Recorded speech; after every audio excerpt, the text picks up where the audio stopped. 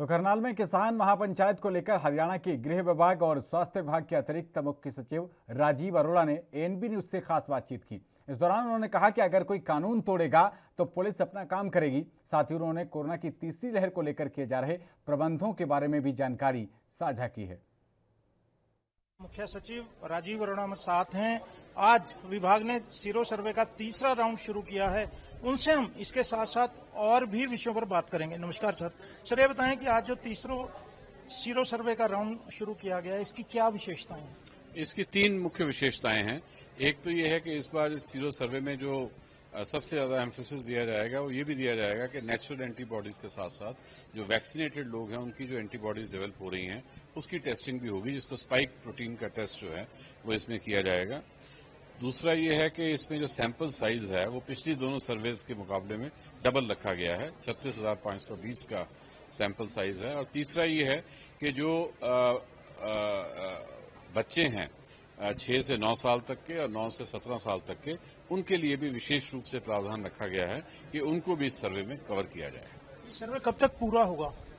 Sampling इसकी कल से स्टार्ट हो जाएगी और जैसे सैंपलिंग होती है साथ ही साथ हम टेस्टिंग शुरू करवा देंगे और हम ये उम्मीद करते हैं कि इसके जो सर्वे के रिजल्ट्स हैं वो 2 हफ्ते तक इसको कंपाइल कर लें। पहले 2 सर्वे हुए हैं, उनके क्या रिजल्ट रहे? पहला सर्वे जो हुआ था अगस्त 2020 में हुआ था, उसमें 8% लोग जो हैं वो एंटीबॉडीज जो हैं उनमें पाई गई थी। और जो सेकंड सर्वे हुआ था वो अक्टूबर 2020 में हुआ था, जिसमें 14.5% लोगों में पाई गई थी। तो अब काफी समय के बाद हो रहा है और बहुत सारी आप सेकंड वेव में भी बहुत लोग कवर हुए एंड वैक्सीनेशन भी बहुत मात्रा में जो एलिजिबल पॉपुलेशन है उसको फर्स्ट या सेकंड डोज दोनों लग चुकी हैं। तो इन सब का जो अब इम्पैक्ट क्या है वो नजर आएगा इस सर्वे में। लगातार आशंकाएं व्यक्त की जा रही हैं। एक तो ये बताएं कि आपकी क्योंकि रेगुलर बातचीत होती रहती होगी, तीसरी वेव की कब तक आने के आसार हैं और दूसरी क्या प्रबंध जो हैं हम प्रिकॉशनरी मेजर्स जो हैं ले रहे हैं?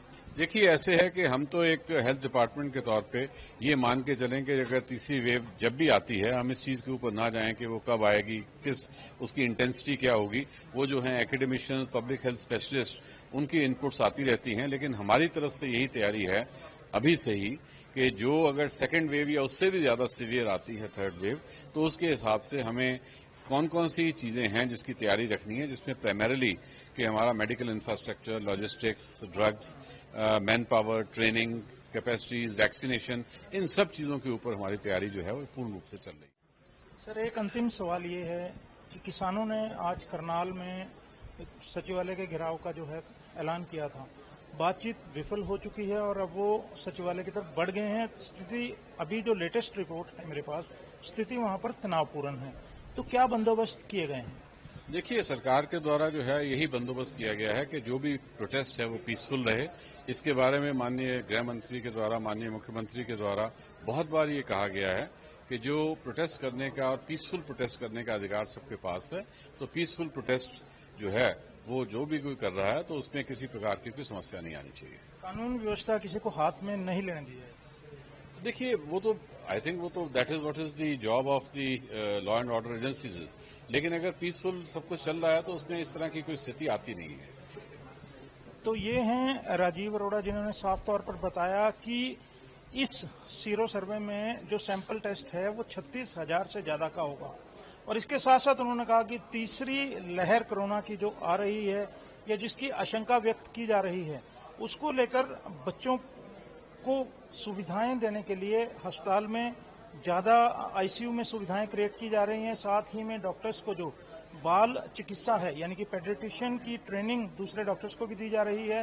कानून व्यवस्था को लेकर करनाल में उन्होंने कहा कि अगर प्रदर्शन अहिंसात्मक है तो उसको लेकर कोई दिक्कत नहीं है। बाकी यदि कोई कानून व्यवस्था अपने हाथ में लेता है तो पुलिस का जो ड्यूटी है, पुलिस की जो ड्यूटी है वो पूरी तरह से होगी। एएनबी न्यूज के लिए चंडीगढ़ से कैमरामैन रिजवान के साथ राकेश गुप्ता।